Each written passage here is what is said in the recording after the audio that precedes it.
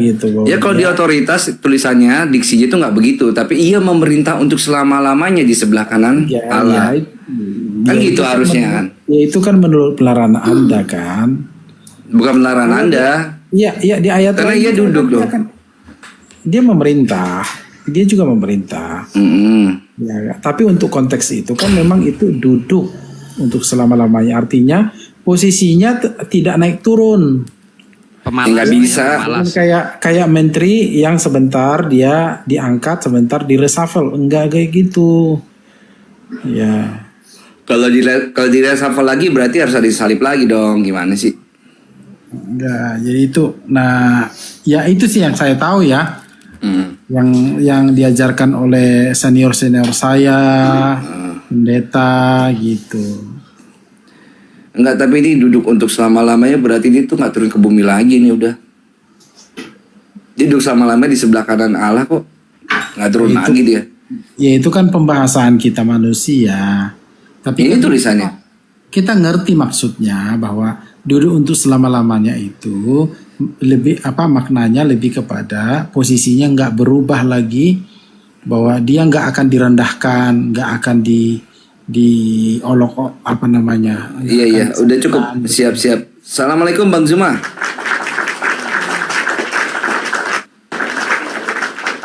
Assalamualaikum Bang Zuma. Masih muter-muter kalau di sini mah. Di aku udah. Assalamualaikum Gurunda. Assalamualaikum Gurunda.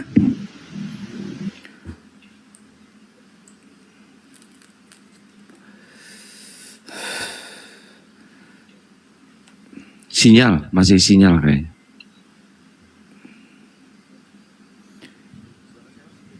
Nah, cakep. Masih? Cek Bang Zuma. Kedengeran Bang? Sinyal kayaknya bener kan. Sinyal.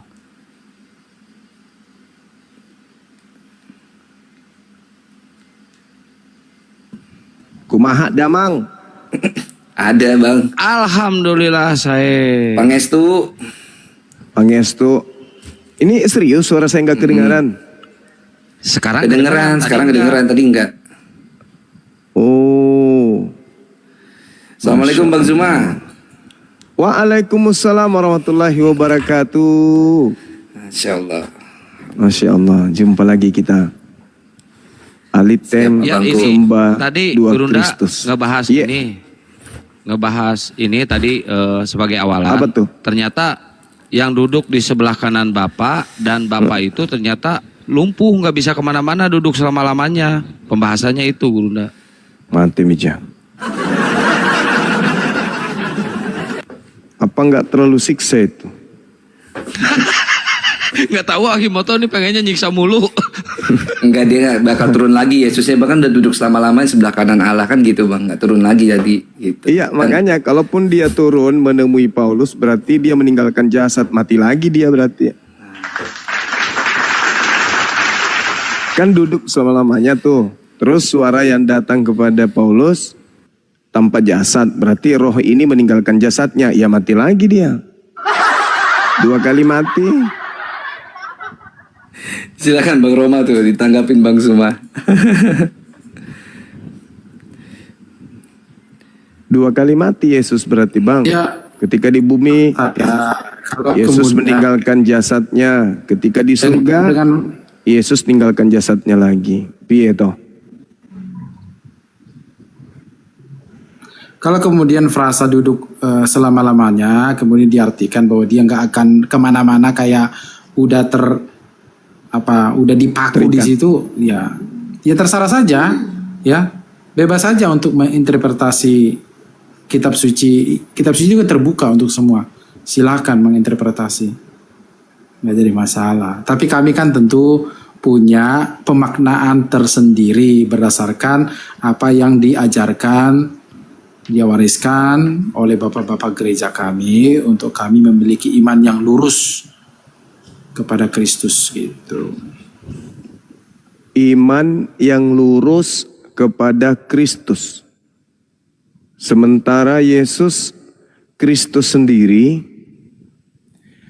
iman yang lurus itu adalah percaya kalau dirinya itu adalah utusan Tuhan, nggak lebih. Itu iman yang lurus, kata Yesus. Mendudukkan dirinya sebagai utusan Tuhan yang diutus oleh Tuhan untuk Bani Israel, bukan untuk non-Israel. Nah, ini tema menarik ini. Aliteng sembah dua Kristus. Itu betul. Tapi satu yang tidak mau disembah, satu memang mau disembah. Kristus yang mau disembah adalah Kristus yang keluar dari kubur. Sedangkan Kristus yang tidak mau disembah, bahkan mengusir yang menyembahnya kelak, adalah anak Maria. Jadi orang Kristen menyatukan dua Kristus ini sehingga saudara Kristen itu mengatakan Yesus itu 100% manusia, 100% Tuhan. Padahal itu adalah dua Kristus yang berbeda. Dari mana lahirnya Kristen ini? Bukan dari Kristus anak Maria. Dari mana lahirnya perjanjian baru? Surat-surat Paulus itu bukan dari Yesus anak Maria, tetapi berasal dari bisikan makhluk roh yang datang kepada Paulus in the gang, yang mengaku-ngaku sebagai Kristus Yesus. Ini fakta, ini fenomena yang harus disadari oleh saudara-saudara Kristen. Bahwa 2000 tahun lamanya Kristen menyembah Kristus yang bukan anak Maria. Saya kira begitu, saudara Roma, silakan.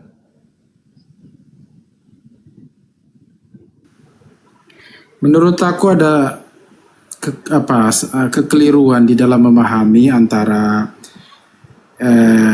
yang Yesus katakan untuk waspada terhadap nabi palsu, yang dari yang orang-orang nanti kelak akan bilang, oh di sana ada Mesias, di sana ada Kristus.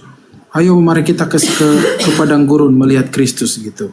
Dengan yang pengalaman dari Rasul Paul waktu dia masih Saulus di situ ya.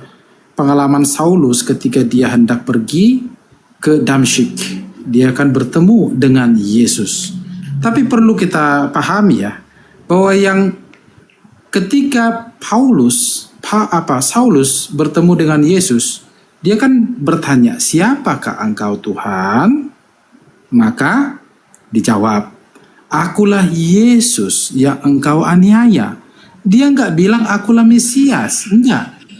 Berbeda dengan yang diwanti-wanti, diantisipasi di Matius 24. Jadi aku di hari-hari yang lalu saya memahami penjelasan dari Bang Zuma sangat keliru. Seolah-olah apa yang diantisipasi, kewaspadaan yang Tuhan Yesus sampaikan kepada murid di Matius 24, bahwa kelak ada orang nanti akan berkata Mesias ada di sana di padang gurun. Nah, kemudian Anda gambarkan perjalanan dari Yerusalem ke Damsyik itu juga merupakan padang gurun. Belum tentu kan? Tapi yang saya titik beratkan adalah Yesus mengantisipasi, memberikan suatu informasi kewaspadaan bahwasanya akan ada orang mengaku di sana Mesias. Tapi yang bertemu dengan dengan Saulus di jalan ke Damsyik adalah Yesus. Nah, itu harus diperhatikan. Jadi sangat tidak ada kemungkinan atau tertutup kemungkinan bahwasanya Yesus yang berkata kepada Saulus di dalam perjalanan ke Damsyik merupakan Mesias palsu yang dimaksudkan di Matius 24. Begitu ya Bang Juma ya. Silakan. Oke, baik. Kerangka berpikir ketika kita mendengarkan sebuah informasi atau membaca narasi yang bersifat sejarah atau keadaan yang pernah terjadi. Matius 24 itu ketika Yesus berbicara mengenai Mesias, Yesus membandingkan dengan dirinya.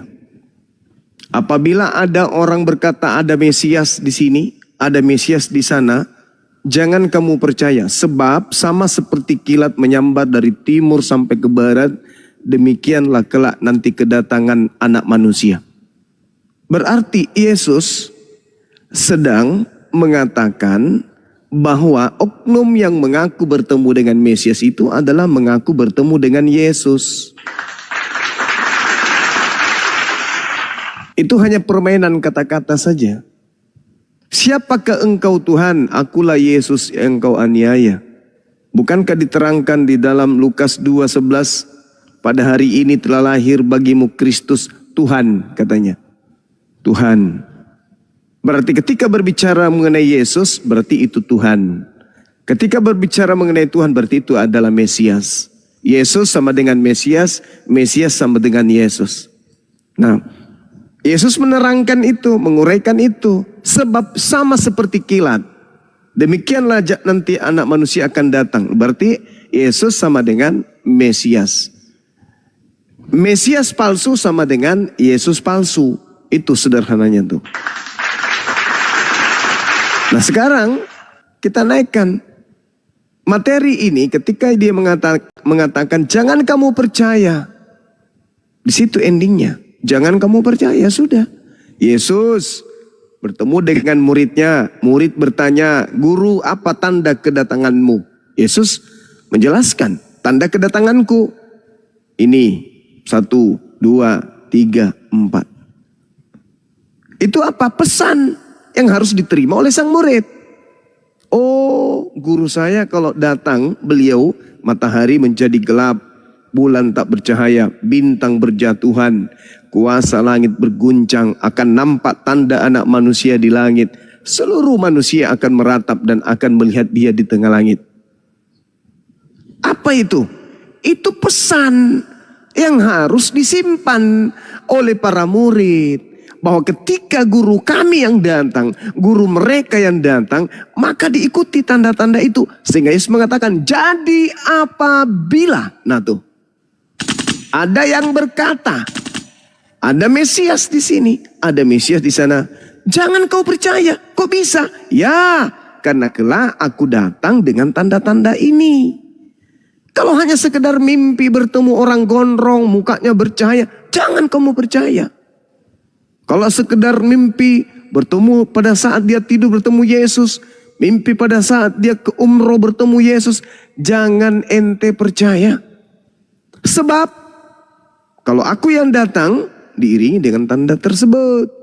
Nah sekarang Paulus mengalami enggak? Mengalami.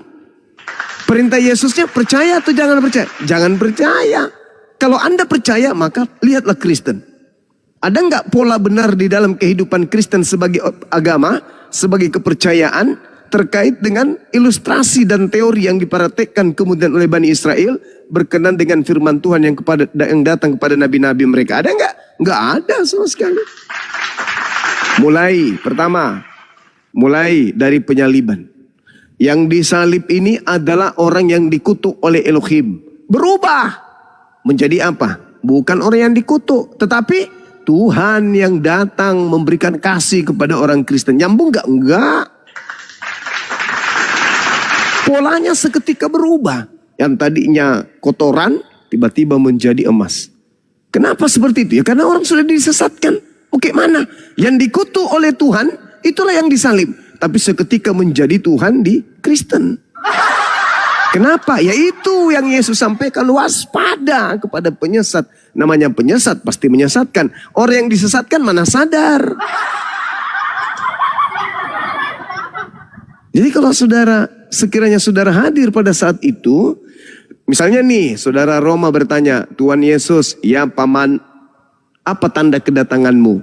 Dijelaskanlah oleh Yesus, begini Roma, kalau aku yang datang, matahari gelap, bulan tak bercahaya, bintang berjatuhan, kuasa langit berguncang, bla bla bla bla bla bla bla. Camkan ya. Iya paman. Dah, berlanjut. Guru pergi. Tiba-tiba saja muncul Paulus. Roma, iya Lus. Apa kabar Rom? Baik Lus. Lus, ya, ada apa? Kau dari mana? Saya dari Damsik.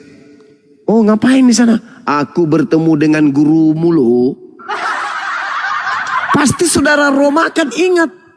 Wah, guru saya kemarin berpesan, kalau ada orang yang mengaku bertemu dengan aku di padang gurun, ente jangan percaya. Nah sekarang Roma percaya enggak? Ketika Paulus ini mengaku, Roma saya bertemu dengan gurumu. Sementara saudara Roma sudah dipesan, jangan ente percaya.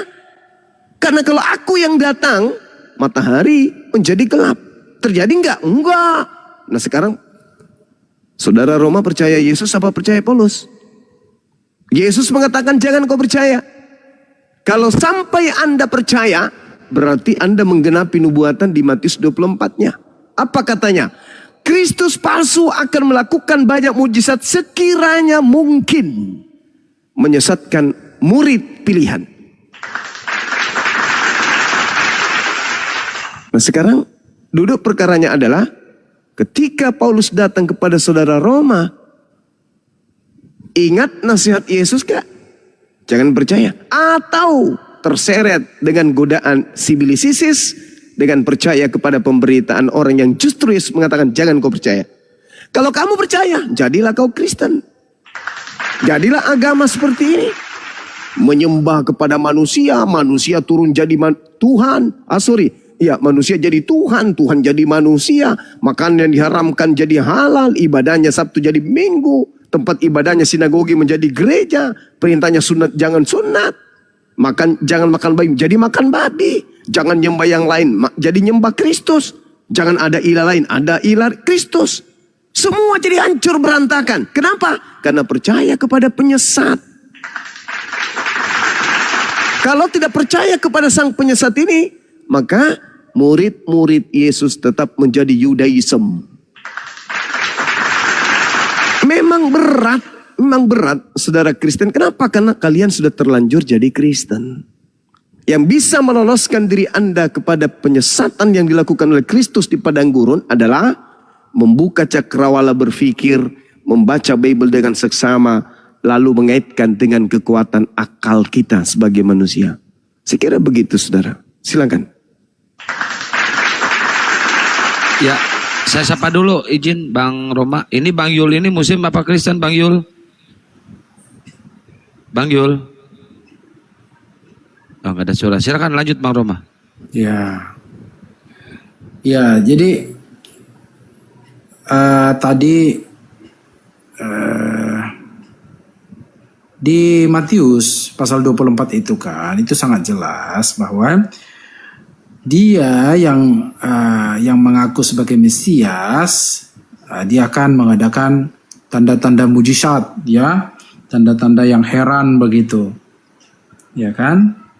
Tetapi apa yang kita melihat di dalam perjumpaan Saulus dengan Yesus, tidak ada yang Yesus lakukan mujizat. Ya, yang melakukan mujizat justru Ananias yang ada di Damsyik. Gitu. Itu satu. Itu membuktikan bahwasanya bahwasanya pertemuan Saulus dengan Yesus, ya, tidak merupakan apa yang diantisipasi oleh Yesus tentang berjaga-jaga akan nabi palsu gitu. Kemudian dia juga Paulus dia kan dia tidak merujuk kepada dirinya sendiri. Kalau di Matius pasal 24 itu, Mesias yang dia katakan Mesias palsu itu, dia kan memang hendak menyesatkan orang, membawa orang-orang benar itu yang mengikut Yesus, kemudian dia ingin supaya mereka itu mengikut dia. Jadi ada manifestonya. Manifestonya adalah supaya, ya, orang-orang yang percaya kepada Yesus ini datang kepada Mesias palsu ini.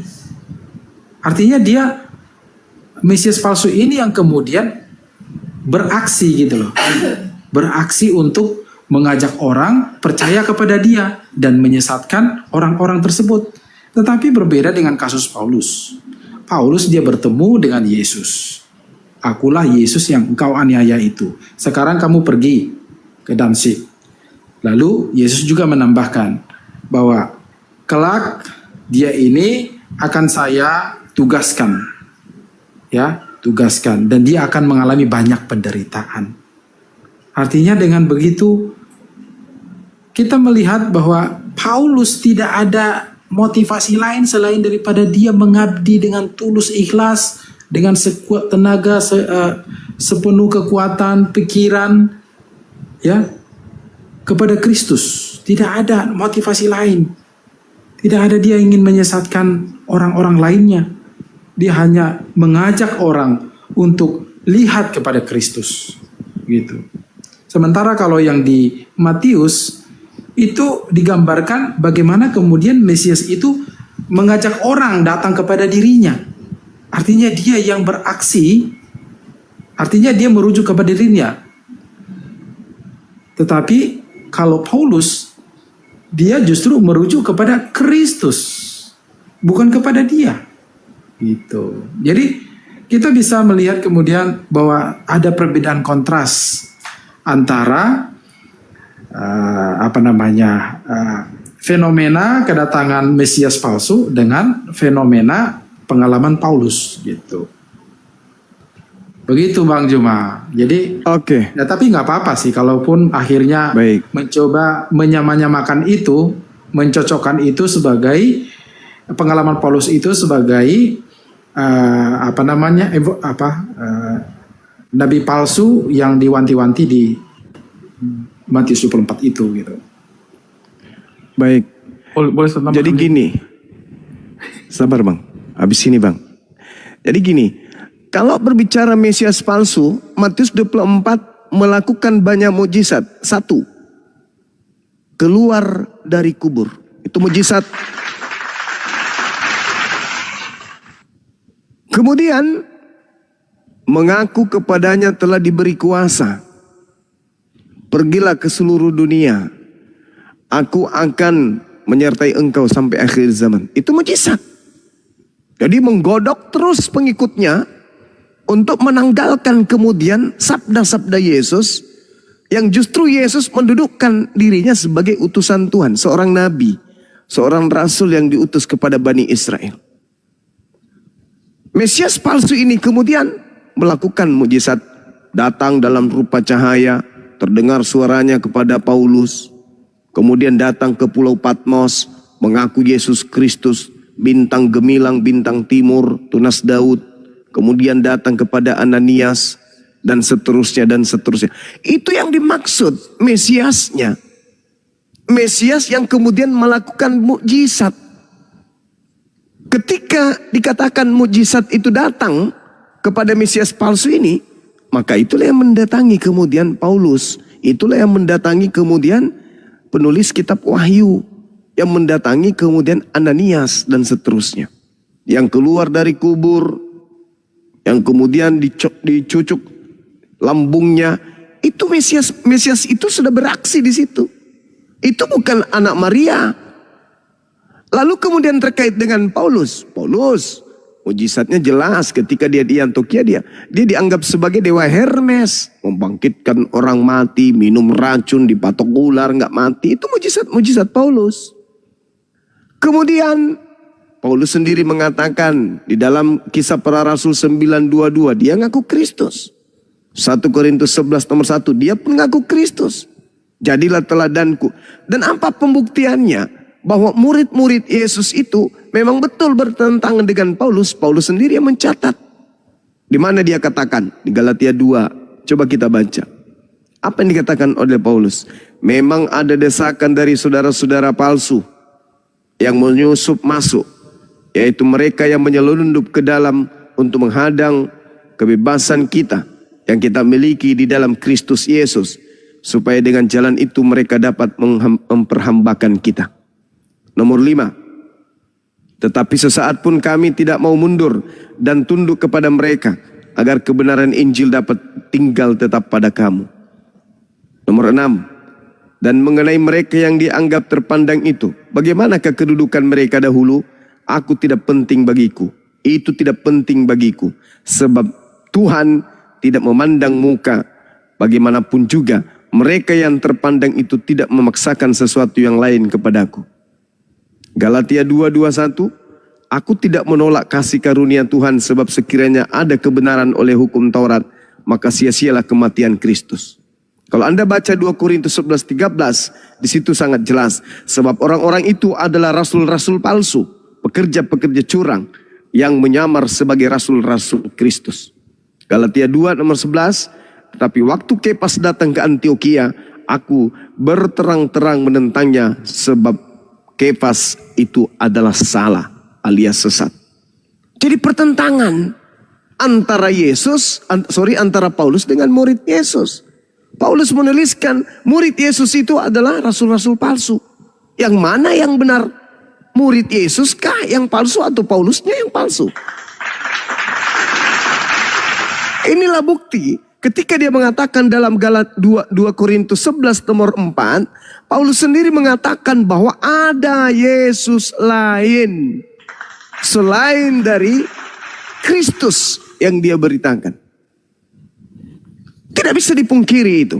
Sekarang saudara, kalau Anda mengambil Bible dan merangkum semua ucapan Yesus tinta merah, tidak akan menghantarkan Anda ke gereja. Tidak akan menghantarkan Anda ibadah pada hari Minggu. Tidak akan menghantarkan Anda untuk tidak bersunat. Tidak akan menghantarkan Anda untuk makan babi. Tidak akan menghantarkan Anda untuk kemudian menyembah Kristus. Kalau Anda berdasar kepada tinta merah, ucapan-ucapan Yesus Anda kumpulkan semuanya, Anda telan semua konsep tinta merah itu, tidak akan menghantarkan Anda menjadi Kristen. Lalu apa yang membuat Anda menjadi Kristen? 13 buku milik Paulus. Lalu dari mana Paulus mendapatkan 13 buku ini? Dari Kristus yang keluar dari kubur. Kristus yang keluar dari kubur itu adalah Kristus baru. Dalilnya di mana? Baca khutbah Petrus nomor 2 nomor 36. Yesus yang kau salibkan itu telah dijadikan menjadi Tuhan dan Kristus. Bagi siapa? Bagi angkatan jahat. Sedangkan anak Maria di dalam Lukas 2:11 itu sudah Kristus dari sejak lahir.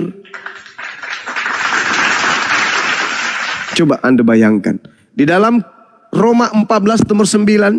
Untuk itulah Yesus mati, agar dia dibangkitkan oleh Elohim untuk menjadi Tuhan dan Kristus. Ini bukti. Bukti akurat. Dari segi aspek pengajaran.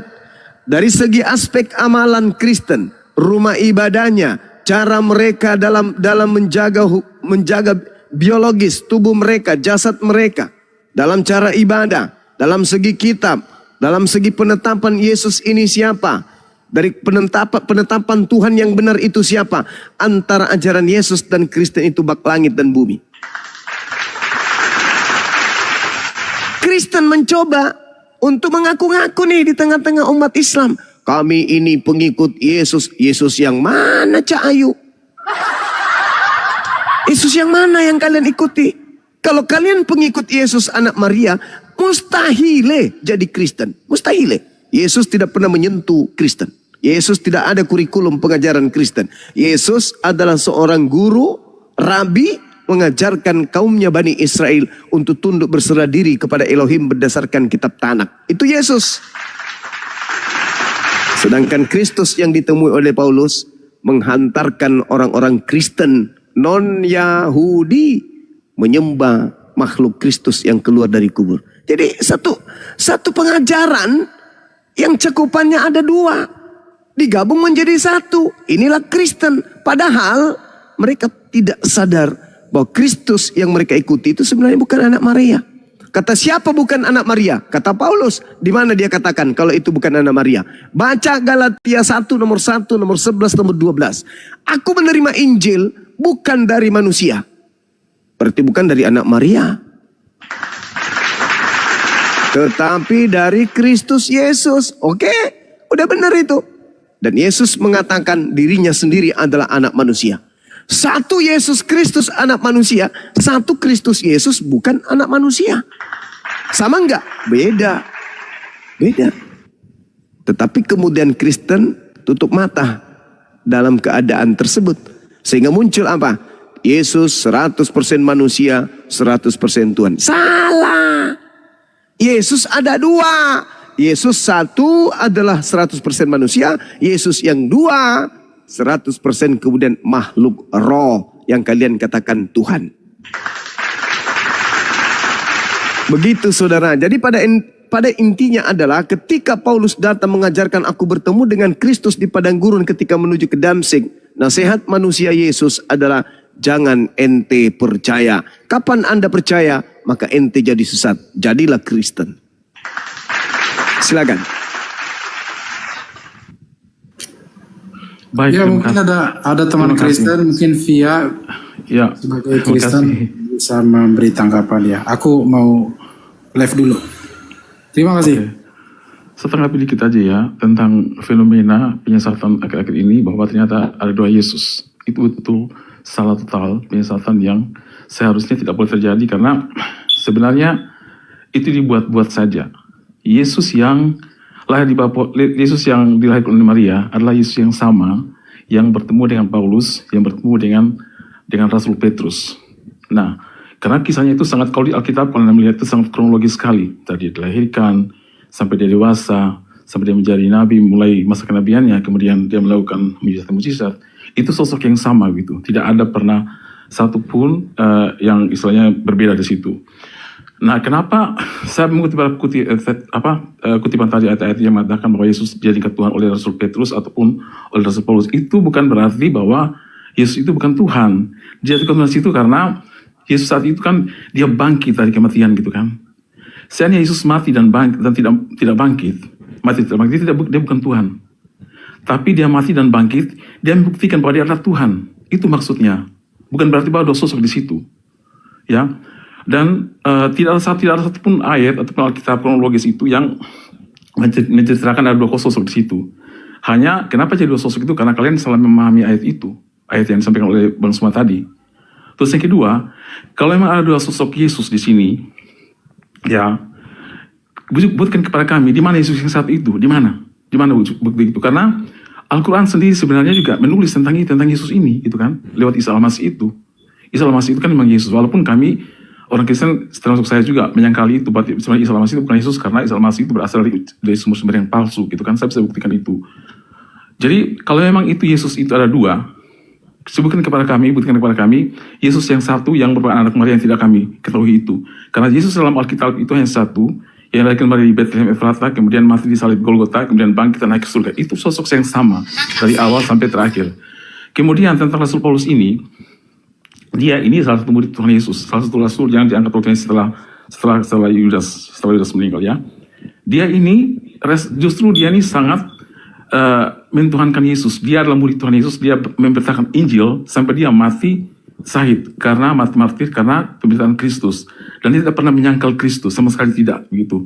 Dan dia justru Rasul Paulus ini memberitakan kepada di Galatia supaya hati-hati kamu terhadap Injil-Injil palsu. Jika ada orang yang memberikan Injil yang berbeda, jangan kamu percaya. Jika ada orang yang memberitakan Yesus yang berbeda, jangan kamu percaya. Yesus ini palsu. Si Rasul Paulus ini yang memberitakan seperti itu.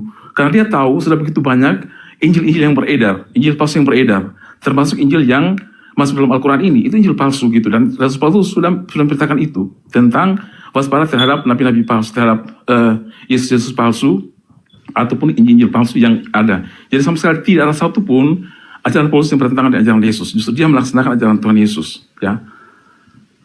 Dan satu Udah lagi, biar bahwa ditanggapi dulu Riyandi, biar Tuhan ditanggapi Yesus dulu. itu sudah ada sebelum Al-Quran, sebelum Isa Al-Masih, dia sudah ada gitu loh, sudah ada dari abad pertama.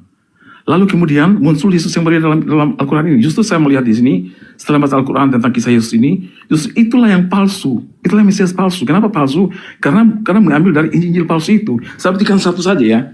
Ini tentang bagaimana Yesus dilahirkan dalam pohon kurma. Ini saya tidak biasa open camp, tapi untuk ini saya open camp saat ini. Karena saya ingin buktikan ini, karena memang ini ya tentang ini misalnya. Ini Injil ini dibuat oleh Pseudo Matius tentang Yesus lahir di bawah pohon kurma. Kalian bisa Google juga ini. Ya, ini Injil palsu yang masuk dalam Al-Quran. Bisa baca sendiri ya, ini misalnya ini tentang beberapa penggalan dari Injil ini adalah kisah Yesus yang dilahirkan di bawah pohon kurma. Maka kata Yesus yang bukan. Open camp. Mana katanya open camp? Saya sudah open camp ini, udah open camp saya. Belum ya? Ini oke. Ini Injil Pseudo Matius yang masuk dalam Al-Quran. Ini Injil palsu. Ini dibuat oleh, ini bukan Matius, tapi ini seorang yang mencatat nama Matius. Kalian bisa baca sendiri. Ini salah satu saja, semuanya ada. Tentang tidak matinya Yesus juga ada dalam Injil palsu juga. Ini tentang Yesus lahir di bawah pohon kurma. Saya ada sedikit ya. Penggalan dari Injil ini adalah sebuah kisah yang dilahirkan di bawah pohon kurma. Ini salah satunya. Jadi masih banyak Injil palsu yang memang dalam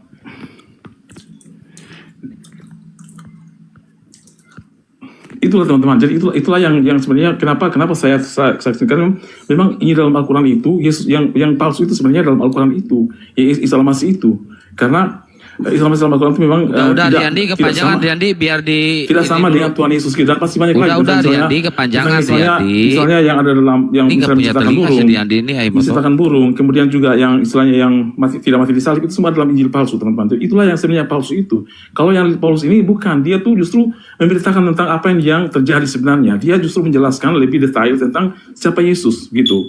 Dan dia Oke, saudara, Anda bukan dalam kapasitas untuk mendoktrin dan mendogma kami di sini.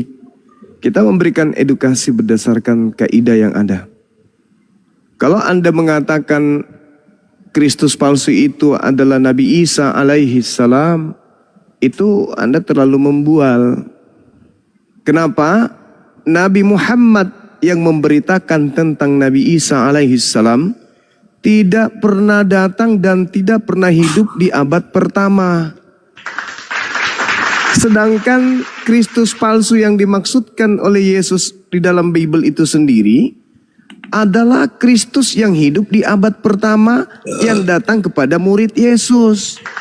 Coba sekali-kali kalau belajar Bible itu pakai akal, jangan disimpan akalnya di dalam laci. Yesus berkata di Matius 24, ketika muridnya datang kepadanya, "Guru, apa tanda kedatanganmu? Apa tanda kedatanganmu?" Kata muridnya, "Waspadalah agar jangan kamu di situ ucapan Yesus kepada muridnya yang ada di Bukit Zaitun. Kamu itu adalah murid yang hidup berdampingan dengan Yesus. Dan Mesias palsunya datang kepada mereka murid Yesus." Nabi Isa alaihissalam bertemu dengan Nabi Muhammad di padang gurun? Enggak. Di dalam bilik? Enggak juga. Jadi tidak memenuhi syarat untuk dibahas sebagai Mesias palsu Nabi Isa itu.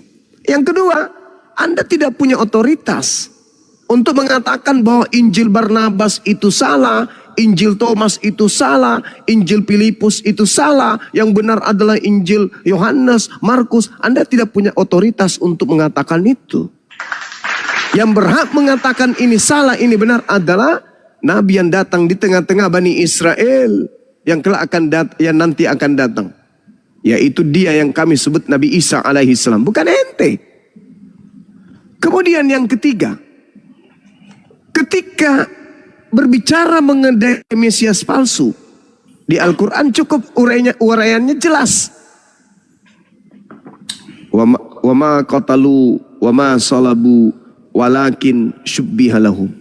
Mereka tidak membunuh, mereka tidak menyalib, melainkan Allah menyerupakan bagi mereka keadaan pembunuhan dan penyaliban tersebut. Nah, sedangkan yang terjadi kemudian adalah tidak ada Nabi Isa itu bertemu dengan Nabi Muhammad.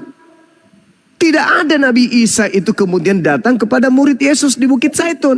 Nggak ada. Tak ada Nabi Muhammad datang ke sana, nggak ada. Nabi Muhammad hidup di abad ke-7. Sedangkan Mesias palsu yang diceritakan di dalam Matius 24 itu datang di abad pertama. Bahkan datang kepada murid-murid Yesus. Ingat polanya saudara. Nomor 4, nomor 5 di Matius 24 itu apa? Waspadalah agar kamu jangan disesatkan. Sebab akan banyak orang datang memakai namaku. Dan berkata akulah Kristus. Seluruh Kristen di dunia memakai nama Yesus dan mengatakan Yesus itu adalah Kristus. Kemudian pola terakhirnya adalah mereka orang-orang banyak yang memakai namaku ini dan mengatakan aku adalah Kristus akan menyesatkan banyak orang. Kristen di dunia ada 2 miliar. Taruhlah 1 miliar perempuan, 1 miliar laki-laki. 1 miliar bertelur melahirkan, maka akan lahir anak-anak mereka kemudian 1 miliar. 1 miliar ini diajarkan kemudian untuk menyembah Kristus. Dia akan menyesatkan banyak orang. Lahir lagi generasi berikutnya, diajarkan lagi menyembah Kristus. Lahir lagi, diajarkan lagi menyembah Kristus. Itulah yang disebutkan oleh Yesus. Waspadalah, ini abad pertama. Agar kamu jangan disesatkan. Kamu, orang yang hidup di abad pertama. Sebab akan datang banyak penyesat. Dan berkata kepada membawa nama Kristus. Dan mengatakan akulah Kristus. Jangan kamu percaya. Jangan kamu yang abad pertama ini jangan kau percaya. Bukan yang abad ke-7.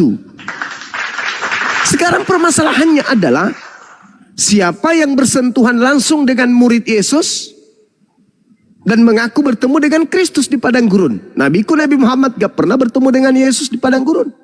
Nabiku Nabi Muhammad tidak pernah bertemu dengan Yesus dalam bilik. Beliau menuliskan kemudian Al-Quran dituliskan kemudian tak ada kisah Nabi Muhammad bertemu dengan Kristus Yesus di padang gurun, di dalam bilik rahasia, nggak ada. Tapi Paulus mengaku dengan mulutnya sendiri, dia bertemu dengan Yesus. Siapakah engkau Tuhan? Akulah Yesus. Di mana itu? Pada saat menuju ke padang gurun Damsyik. Di dalam bilik penjara, Tameong. Dalam bahasa Yunani, Tameong, bilik rahasia atau penjara atau kamar sel. Dia mengaku bertemu dengan Kristus di situ sampai dia menulis 3 kitab yang dituliskan dalam penjara. Aku menerima Injil bukan dari manusia tapi dari Kristus. Ente menulis di dalam penjara, kamar rahasia, bilik rahasia. Berarti ente mengaku bertemu dengan Kristus di dalam penjara.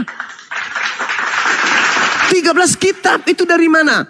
Dari bisikan makhluk yang bernama Kristus. 13 kitab, bukan main-main. Lukas cuma 2 kitab. Yohanes cuma 2 kitab. Matius 1 kitab. Lukas 2 kitab. Markus 1 kitab. Paulus 13 kitab coy. Dari mana itu semua didapatkan? Dari bisikan makhluk padang gurun yang mengaku Kristus Yesus. Waspada. Jadi jangan ente loncat ke abad ke-7. Murid-murid pilihan ini yang akan didatangi oleh Kristus palsu melalui nabinya. Siapa nabinya? Paulus. Nabi si Kristus palsu ini datang kemudian selayaknya Nabi Musa didampingi oleh nabinya Harun. Maka si Kristus palsu didampingi oleh nabinya Paulus. Paulus adalah juru bicara sang Kristus palsu. Sadari itu, Bung. Sadari itu. Dia mengatakan waspadalah agar kamu jangan disesatkan. Sebab akan datang banyak penyesat. Mereka akan melakukan banyak mujizat. Mereka akan membawa-bawa namaku. Dan mereka akan berkata akulah Kristus. Mereka akan menyesatkan banyak orang. Sederhananya adalah siapa di antara umatnya Nabi Muhammad atau umatnya Nabi Paulus yang membawa nama Yesus ke penjuru bumi dan mengatakan Yesus adalah Kristus. Apa kata Tuhan? Apa kata Yesus di sana? Apa kata Yesus? Tuhannya orang Kristen. Mereka akan menyesatkan banyak orang. Siapa mereka ini? mereka yang membawa-bawa nama Yesus dan berkata Yesus itu adalah Kristus. Dialah yang menyesatkan banyak orang tersebut. Islam atau Kristen? Kristen. Jadi apabila ada orang berkata kepadamu, lihat, Udah ada Mesias di sini. Lihat, ada Mesias di sana. Apa kata Yesus? Jangan kamu percaya. Camkanlah. Aku telah mengatakannya terlebih dahulu kepadamu. Jadi kalau ada orang berkata ada Kristus di padang gurun, ada Kristus dalam bilik, apa kata Yesus? Percaya atau jangan percaya? Jangan kau percaya. Berarti jangan menjadi Kristen. Oke, baiklah. Ya, Silakan. Jadi Muhammad mengatakan, Yesus mengatakan, jika ada Mesias, jangan kamu percaya. Ini kenalah Isa Masih di sini. Karena Isa Masih mengatakan sebagai Nabi Yesus juga. Nah, di sini saya ingin juga bertanya kepada ini ya, membuktikan kepada saya, mau semua tentang kamu mengatakan ada dua Kristus. Buktikan kepada saya dua Kristus, satu Kristus di mana selain Kristus yang kami sembah ini, di mana Kristus yang satu itu? Itu ya, itu perlu kami sebutkan. Yang kedua, tentang saya ingin lagi membuktikan tentang kepalsuan yang dimaksud dalam Al-Quran, itu dari tentang penciptaan burung. Isa menciptakan burung ya. Ini ada dalam Pseudo Thomas. Yesus membuat burung dari tanah liat. Ini ada di sini. Di Injil tersebut, karena Yesus membuat burung dari tanah liat. Ini ada, ya. Kalian bisa baca sendiri. 5 tahun bermain membuatkan air yang kotor dan membuatnya menjadi jernih dan melakukannya hanya dengan satu kata. Lalu ambilnya bagian tanah itu dan dibuatnya 12 bentuk burung. Ini semua ada dalam Injil palsu. Ini salah satu Injil palsu lagi. Masih terlalu banyak sekali. Tapi saya hanya berikan beberapa saja. Ya. Dan tentang Injil palsu yang sudah ada. Nah, bagaimana Muhammad dapat bertemu dengan Yesus, tapi kenapa dia ada dalam Injil palsu itu? Kenapa dia tahu Injil palsu itu? Nah, Injil palsu itu sudah disebarkan ke seluruh dunia.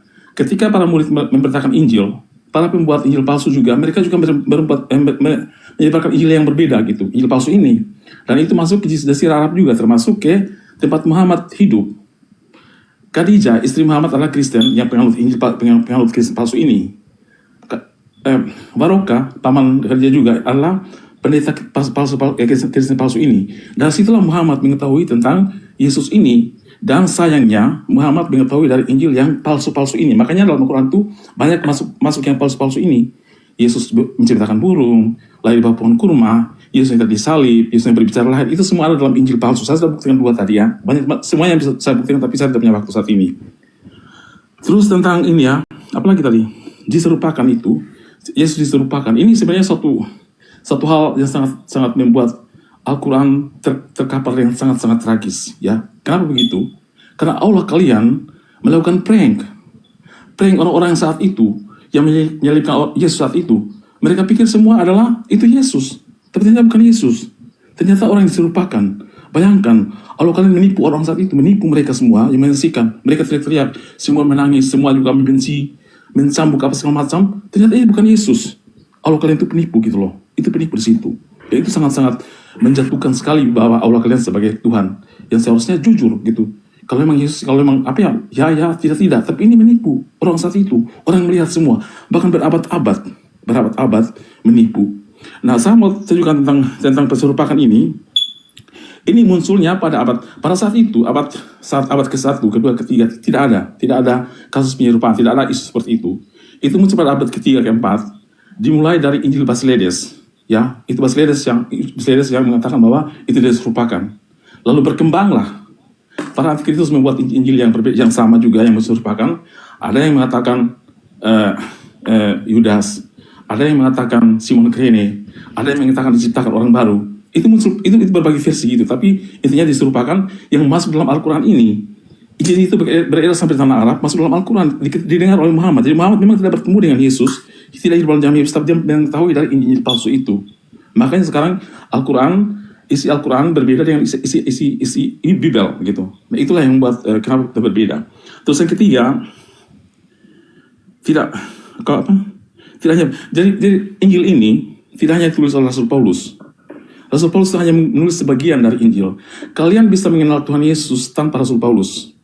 Kalian bisa mengenal Tuhan Yesus dari Injil Yohanes, Injil Matius, Injil Lukas, Injil Markus, tanpa melihat Rasul Paulus. Rasul Paulus itu kan sangat ini ya, sangat tingkat tinggi filosofinya. Itu kadang-kadang susah dimengerti. Saya sendiri orang Kristen, membaca tulisan Rasul Paulus itu kadang-kadang susah dimengerti gitu.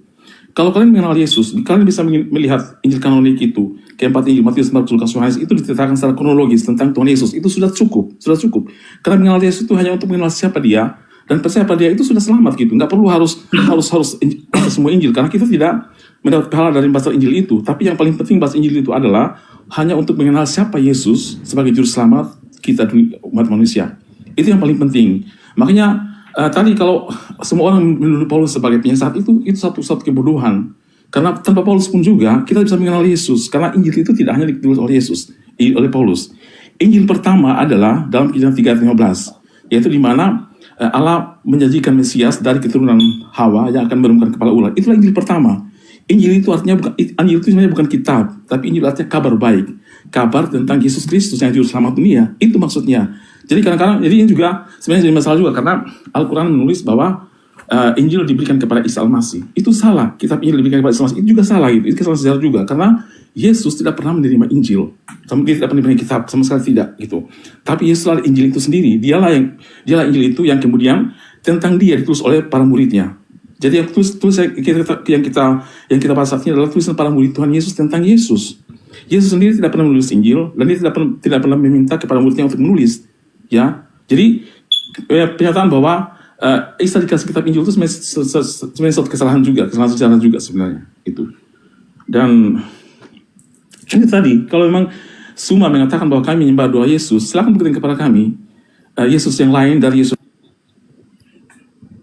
Saya bisa membuktikan bahwa memang Isa Al-Masih itulah bukanlah Yesus, itu Isa Al-Masih itu Yesus palsu karena diambil dari Injil palsu. Saya sudah sampaikan dua tadi. Udah, saudara. Bagaimana Isa menciptakan burung, kemudian Isa di bawah panjang tapi kosong. Masih ada banyak lagi, Cuman curhat kesakitan aja kau ini.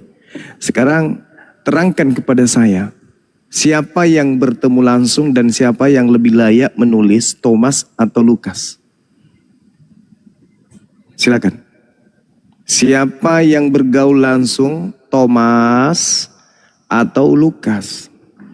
Thomas atau Paulus?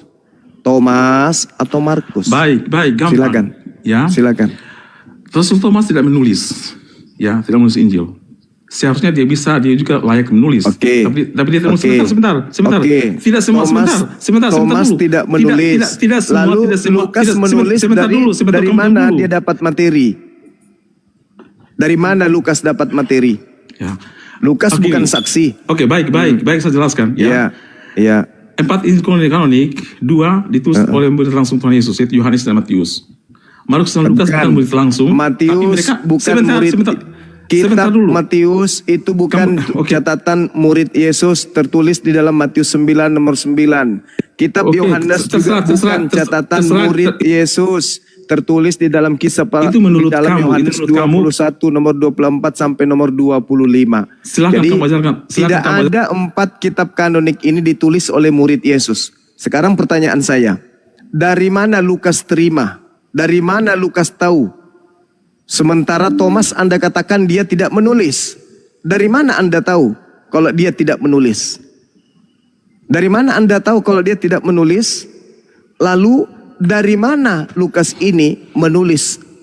Informasi-informasi dari mana didapatkan oleh Lukas? Mana lebih akurat pemberitaannya, Thomas atau kamu Lukas? Panjang datanya nggak ada isinya, cuma ngomong panjang-panjang aja. Oke, tentang Thomas, betul dia tidak menulis karena dia punya murid-muridnya juga. Dipertanyakan kepada murid-muridnya, apakah Thomas menulis? Oke, dari mana Lukas tahu? Sebentar. Tentang Lukas ini. Dari mana Lukas tahu? Kalau Thomas sendiri yang ini kemudian murid, lalu Lukas menulis, ini Lukas tahu dari mana? Oke, baik. Saya jelaskan ya. 2 Injil, Matius Yohanes itu langsung oleh murid Tuhan Yesus, kemudian Markus dan Lukas. Saya sudah membantah. Saya sudah mengatakan Matius itu bukan buku Matius itu bukan murid Yesus yang menulis. Baca Matius 9 nomor 9. Itu pasti kamu harus belajar lagi ya. Tolong kamu tunjukkan kepada saya. Sebentar. Tolong kau tunjukkan kepada saya. Sekarang gini, tentang Lukas. Tolong kamu tunjukkan kepada saya. Saya jawab dulu. Di mana tertulis. Tolong kamu tunjukkan kepada saya di mana murid Yesus menulis pada saat Yesus memberitakan firman. Sedangkan di dalam Matius 9 nomor 9 bukti Yesus tidak memiliki murid yang berbicara pada saat menulis pada saat itu. Begini. Oke. Tolong kamu tunjukkan kepada Tentang saya Markus, di mana murid Oke, saya jelaskan di dulu mana ya. murid Yesus Kamu diam, menulis saya jelaskan pada ya, saya saat jelaskan ya. Yesus memberitakan firman. Silakan. Kenapa? Oke. Kamu terlalu banyak pertanyaan satu pertanyaannya tentang Markus. Ya karena tidak ada kemudian yang kamu jawab dengan akurat. Markus dan Lukas. Kamu cuma mengklaim. Mereka itu, kamu diam dulu. Di jangan ngomong terus mana? kamu. Dengarkan kamu diam, pertanyaan kamu kebiasaan saya. dulu begitu ya, Dengarkan, kamu ngomong terus, kamu diam. pertanyaan Sekarang saya. giliran saya menjawab. Dengarkan pertanyaan saya. Kamu bertanya, saya jawab. Oke? Pada saat Yesus menyampaikan firman, siapa muridnya yang menulis pada saat itu? Jawab. Baik, saat itu tidak ada yang menulis. Ya. Nah, sudah. Tapi mereka Tidak ada yang bersama-sama, menulis. mereka mendengar. Berarti kitab Sebentar, Matius ini saat bukan itu ditulis catatan bukan- murid Yesus. mereka Berarti tulis bukan buku saat Yohanes itu. ini bukan catatan murid Yesus. Mereka Paham? menulis tidak saat itu, tapi setelah itu baru mereka menulis, ya. Dan akan Dari mana melakukan Anda tahu? mereka Dari mana bersama-sama. Anda tahu? Itu- Dari dia mana Anda tahu? tulis. Dari mana Anda Matius dan tahu? Matius Yohanes. Dari mana Anda itu tahu? menulis. Emang seperti itu, karena Kok karena Anda pada yang saat- membuat penggarisan kok karena memang pada seperti itu? Saat itu Dari mana? Dari mana Anda tahu? Saat itu, setelah Yesus naik ke surga, baru mereka menulis tentang Injil ini. Dan mereka Mana buktinya? Mana pengakuan penulis? Mana pengakuan penulis? Mereka Kalau menulis di seperti tempat itu yang adanya. berbeda, di tempat yang Mana, berbeda. mana? Tapi Pengakuan penulisnya yang mana? Yang mereka ceritakan semuanya sama, walaupun penulisnya di tempat mana? yang berbeda. Kemudian tentang Markus dan Lukas. Pengakuannya. Coba Matius aja dulu. Lukas, Matius dulu. mereka bukan murid Matius Yesus dulu, langsung. Tapi mereka Matius termasuk aja dulu, dalam, Matius. Di mana mereka termasuk dalam penulis 70 murid. Matius mengatakan Kamu itu? Silakan. kebiasaan, kamu diam, oke. Tentang Matius dan Lukas ya. Mereka ini bukan 12 Matius dulu, Matius. Matius ini murid Tuhan Yesus langsung. Dia menulis. Iya, itu Dia menulis. pengakuanmu sebagai oten. Bukan saya, tapi itulah Kalau begitu di mana Matius mengatakan itu? Di mana Matius mengatakan kalau dia adalah murid Yesus? Silakan. Matius Yohanes adalah murid Tuhan Yesus. Ya itu pengakuanmu yang saya tanya. Sementara pengakuan pengarang buku begini dong, Matius kalau dia murid Yesus itu di mana? Tunjukkan. Jangan surang begini dong. Kenapa saya mute? Nah, tentang Markus Lukas ini mereka Matius aja dulu. Enggak, saya sudah Matius jelaskan aja tadi. dulu. Matius itu murid langsung Tuhan Matius Yesus. di mana Matius mengatakan kalau dia adalah murid Yesus? Dia Tunjukkan. itu termasuk dalam 12. Kamu baca sendiri 12 Itu murid Tuhan Yesus. pengakuan Matius, kamu Andreas, saja. Yohanes, Yakobus itu pengakuanmu Yesus. saja. Yesus Dul. memiliki 12 murid. Itu 12 pengakuanmu, murid ya. Dul. Jangan mute dong. Matius dalam Yesus memiliki catatannya 12 di buku di bab pertama di Matius Yesus. itu, saudara, Jangan jangan dong. egois Jangan mute ente. begini. Saya nggak suka mute begini. Jangan egois, jangan Saya jelaskan egois. dulu. Kamu tidak tahu. Yang saya minta adalah pengakuan pengarang Matius Kamu tuh kalau penyesat, dirinya makanya adalah saya murid kesini. Yesus itu tertulis di mana? Jangan mute saya ya. Silakan dengarkan dulu pertanyaan saya. Tunjukkan bukti kalau pengarang Matius itu mengakui kalau dia murid Yesus. Silakan. Dia adalah murid Tuhan Yesus. Dia termasuk dalam 12 murid Itu Tuhan Yesus. pengakuanmu saja. Bukan pengakuan. Tuyul. Kamu bisa baca. Kamu bisa Google sendiri ya. Misalnya 12 murid Tuhan Yesus. Ada gitu loh. Kamu Google. Saya minta pengakuan Matius, pengarang Yohanes, Matius. Hei, Tuhan Yesus. Itu sama murid Hey. Tuhan Yesus. Jadi gini. Tuhan Yesus. Yang Jangan saya dong, minta jangan suka begini dong. Saya nggak suka. pengakuan Jangan panik penulis kalian, jangan panik, Matius jangan panik. kalau dia adalah murid Yesus Nggak usah itu panik. di mana Kalian, tertulis? oke, saya jelaskan. Tuhan Yesus mempunyai 12 murid. Dia juga mempunyai 70 murid. Ya. Astagfirullahaladzim ya Allah ya Markus Tuhan. Lukas ini- Saudara. Markus Lukas ini termasuk dalam Markus Lukas termasuk dalam 70 murid itu. Tunjukkan kepada Dan kita di sini, woi, Bahlul, kau tunjukkan di sini pengakuan pengarang atau pengakuan wartawan yang tadinya tidak diketahui siapa nama penulisnya, belakangan baru dikarang kalau itu adalah tulisan Matius. Tunjukkan kepada kita Matius itu murid Yesus. Sebentar. Ini sudah jadi turun dia. Halo. Ya. Halo. Ya, silakan. Kasihlah Silakan. kesempatan. Kasih Kasihlah kesempatan, dia yang tidak kasih saya Nah, jadi- kesempatan ngomong. Iya. Nah, Saya jadi juga sudah memberikan saya dia dengarkan kesempatan film. ngomong panjang lebar tapi entah kemana-mana. Iya. Saya cuman Gini, minta Bang. pengakuan pengarang Matius kalau dia murid Yesus itu tertulis di mana? Silakan. Gini Bang Juma, Jo, dengarkan ya, kasih kesempatan kita ngomong ya. Lah, Jadi dari kitab tadi aku Injil kasih itu- kesempatan, cuman kalian Jadi, ngeyel. saya mau bicara tak bisa. Dengarkan dulu saya bicara. Ya, jadi gini. Jawab, jangan curhat. Di mana pengakuan pengarang Jadi Matius kan, kalau dia aduh. adalah murid Yesus? Silakan. Ya dengarkanlah, Matius, Markus, Lukas, Yohanes itu adalah kitab Injil yang menceritakan tentang Yesus Kristus. Jadi Saya tidak tanya itu yang dengarkanlah saya dulu, tanya, saudara. Gimana kau nggak bisa kau Yang diam kami mulutmu kayak tanya, macam mulutnya apa? pengakuan pengarang Kamu, Matius dengarkanlah dulu, kalau dia murid Yesus itu tertulis di mana? Dengarkanlah dulu Teung di kitab Lukas pun diterangkan, Lukas, Markus, Saya Yohanes, tidak tanya juga Lukas, diterangkan. yang saya tanya Matius. Iya Matius kan diterangkan di kitab Lukas, saling menerangkan ya. Teung lah kau nggak tahu. Pengakuannya pengarang Matius kalau dia murid Yesus itu tertulis di mana? Subaida. Makanlah jagal babi itu biar pintar Marah kau. dia. Borok kali kau nggak bisa diam mulutmu. Saudara, jangan kau nipu-nipu di sini. Jangan emosi. Ini ilmu. Kita butuh pengetahuan. Anda mengatakan buku Matius adalah murid Yesus. Mana tertulis? Matius 1 diawali apa? Inilah silsilah Yesus Kristus, anak Daud, anak Abraham. Abraham memperanakkan Isa, Isa memperanakkan Yakub, Yakub memperanakkan Yehuda, saudara-saudaranya bla bla bla bla bla bla. Dari mana?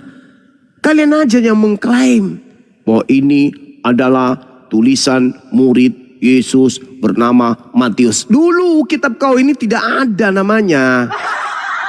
Belakangan baru disebut kitab Matius. Tadinya nggak bernama, nggak bertuan kitab kau itu. Makanya di dalam Matius 9 nomor 9 diterangkan, aku melihat Matius duduk di rumah cukai. Lalu datang Yesus. Lalu Yesus berkata kepadanya, ikutlah denganku. Lalu Matius berdiri dan pergi mengikuti Yesus. Masolang generasi. Lukas sudah pasti bukan murid Yesus. Markus sudah pasti. Matius sudah terbukti bukan murid Yesus. Sekarang tinggal satu kandidat. Siapa itu? Pengarang buku Yohanes. Tinggal satu nih. Oh, jangan-jangan Yohanes ini murid Yesus. Oh, bukan. Apa buktinya? Tengok aja. Apa yang diterangkan pengarang Matius tentang dirinya? Apakah dia murid Yesus? Tidak. Di mana tertulis itu? Aku adalah murid. Nggak ada. Nggak ada. Aku bersama dengan gurunda Yesus. Lalu kemudian aku begini dan nggak ada kayak begitu. Ini pada mulanya adalah firman. Firman itu adalah Theos. Dan bersama-sama dengan Theos. Dan Theos itu firman itu adalah Theos. Nggak ada di situ. Pengakuan pengarang. Buku Yohanes pun tadinya tidak punya catatan merek. Belakangan baru dikatakan, oh ini adalah buku Yohanes. Tadinya nggak ada. Pertama-tama tuh nggak ada. Setelah ada, yang pertama kitab karangan Yohanes, kitab karangan Matius, semua pakai karangan-karangan. Apa bukti? Kalau buku Yohanes bukan tulisan murid Yesus, baca Yohanes 21 nomor 24 sampai 25. Ayo. Apa itu? Seorang Yohanes memberikan kesaksian kepada kami. Berarti pengarangnya ini pihak ketiga, bukan pelaku peristiwa. Begitu juga Matius, bukan pelaku peristiwa. Jadi Lukas, Markus, Matius, Yohanes, empat-empatnya bukan penulis murid Yesus yang menulisnya. Catat itu baik-baik, Kristen-Kristen awam. Catat, itu ilmu pengetahuan. Oke? Nah, lalu kemudian hujatannya tadi. Ketika berbicara tentang Nabi Isa, sekali lagi saya katakan, Nabi Isa tidak pernah bertemu dengan muridnya Yesus. Sedangkan yang dikatakan di dalam Matius 24 jelas murid Yesus bertemu dengan Kristus palsu. Bertemu dengan nabi palsu. Siapa yang bertemu dengan murid Yesus abad pertama? Paulus. Siapa yang mengaku bertemu Kristus di dalam bilik? Paulus. Yang mengaku bertemu Kristus di dalam perjalanannya menuju ke Damsyik padang gurun siapa? Paulus. Siapa orang banyak yang disesatkan ini? Ya Kristen. Siapa lagi? Maka Kristen jelas terbukti mengikuti Kristus yang lain. Kalau Kristus anak Maria jelas adalah anak manusia. Sedangkan Kristus yang datang kepada Paulus mengatakan bukan anak manusia. Antara anak manusia dan bukan anak manusia, apakah sama? Berbeda. Itu kalau kalian pakai otak. Memang berat. Karena kenapa? Kalian sudah terlanjur jadi Kristen. Dan ya jatuh cinta dan sayang dengan agama kalian yang ya happy-happy, nyanyi-nyanyi. Tak ada yang haram di dalamnya, semuanya halal. Siapa nggak mau? Tapi setelah kita bedah isi Bible kalian, ternyata terbukti di dalam kitab Anda itu ada 2 Yesus atau 2 Kristus minimal. Demikian. Jangan ngeyel.